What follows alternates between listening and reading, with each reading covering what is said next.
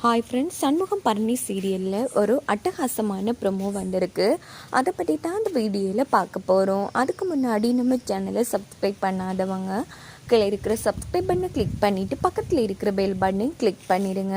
சரி, வாங்க வீடியோக்குள்ளே போகலாம். இந்த ப்ரொமோ எப்படி ஸ்டார்ட் ஆகுதுன்னா, நம்ம சண்முகம் இருக்காங்க இல்லையா, அவங்க நேராக நம்ம பரணிக்கிட்ட மன்னிப்பு கேட்குறாங்க. நான் பேசுனது எல்லாம் தப்புதால என்னை மன்னிச்சிடு அப்படின்னு சொன்னதும் உடனே பரணி மன்னிக்க முடியாமல் அந்த இடத்துல நின்றுட்டுருக்காங்க. அப்படின்னு பார்த்து சண்முகம் இங்கே பாரு, நான் பண்ணது தப்பு தான், இல்லைன்னு சொல்லலை, ஏதோ என் தங்கச்சி மேலே இருக்கிற பாசத்தில் நான் புரியாமல் பேசிட்டேன்ல, என்னை மன்னிச்சிடு அப்படின்னு சொன்னதும் உடனே பரணி மூஞ்சி தூக்கி வச்சுக்கிறாங்க. அப்படின்னு பார்த்து நேராக நம்ம சண்முகம் மண்டி போட்டு உன் காலில் வேணுனாலும் விழுறேன், என்னை மன்னிச்சிடு அப்படின்னதும் டேய் என்னடா பண்ணிகிட்ருக்க, ஃபர்ஸ்ட் நீ எழுந்துறி அப்படின்னு சொல்லி சண்முகத்தை எழுப்பி விடுறாங்க. இங்கே பாரு, நான் உன்னை மன்னிச்சிட்டேன், இன்னொரு வாட்டி இதே மன்னிப்பு கிடைக்கும்னு மறுபடியும் என்ன தேவையில்லாமல் திட்டிட்டு இருந்தேன்னு வச்சுக்கியா, அதுக்கப்புறம் திட்ட நான் இருக்க மாட்டேன் அப்படிங்கிறது அப்படிலாம் பேசாதல அப்படின்னு கட்டி பிடிக்கிறாங்க.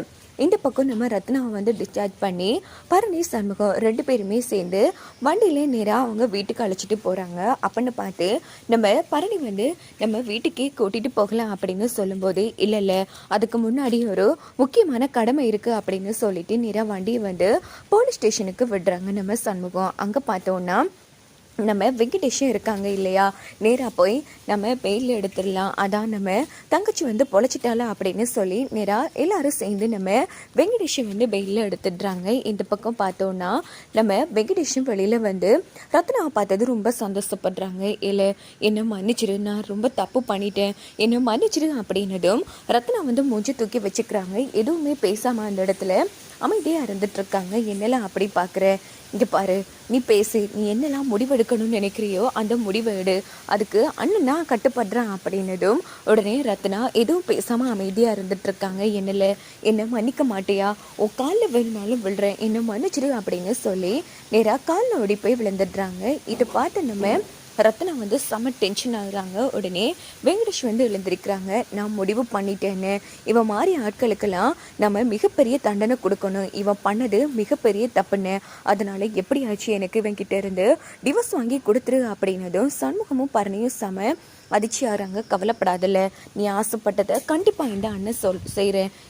அதான் அவள் சொல்லிட்டாலே, இன்னும் எதுக்கு நின்றுட்டுருக்க, கிளம்பு அப்படின்னு பரணி சத்தம் போட்டதும் இந்த பக்கம் வெங்கடேஷ் இங்கே பாரு ரத்னா, நீ ரொம்ப அவசரப்படுறியோன்னு தோணுது, ப்ளீஸ் நான் பண்ணது தப்பு தான், இல்லைன்னு சொல்லலை, என்ன மன்னிச்சிடு அப்படின்னதும் சண்முகம் பரணி ரத்னா நம்ம வெங்கடேஷ்ட கதைக்கு காது கொடுக்காம அவங்க பாட்டுக்கு கிளம்புறாங்க. இந்த பக்கம் வெங்கடேஷ் ரொம்ப ஃபீல் பண்ணி அந்த இடத்துல அழுதுட்ருக்காங்க. இதே டைம் வீட்டை தான் காமிக்கிறாங்க. ரத்னாவை தன்னோட வீட்டுக்கே அழைச்சிட்டு வந்துடுறாங்க நம்ம சண்முகம். இங்கே பார்த்தோன்னா ரத்னா வரதை பார்த்து எல்லாரும் ரொம்ப சந்தோஷப்படுறாங்க. நேராக ஆர்த்தியை கரைச்சி எடுத்துகிட்டு வர சொன்னதும் நம்ம இசைக்கையும் ஓடிப்போ ஆர்த்தி ரெடி பண்ணிட்டு வராங்க. நேராக நம்ம சண்முகம் என்னெல்லாம் அப்படி பார்க்குற, இது நீ பிறந்து வளர்ந்த உன்னோட வீடு, இப்போ நீ என்னோட தங்கச்சியாக வந்திருக்க, அதனால் இந்த வீட்டில் உன் இஷ்டப்படி நீ எப்படி வேணாலும் இருக்கலாம், வலது காலை எடுத்து உள்ளவா அப்படின்னு சொன்னதும் ரத்னாவும் ரொம்ப சந்தோஷப்பட்டு நேராக வீட்டுக்குள்ளே வர மாதிரி காமிச்சு இந்த ஒரு ப்ரோமோ முடிச்சு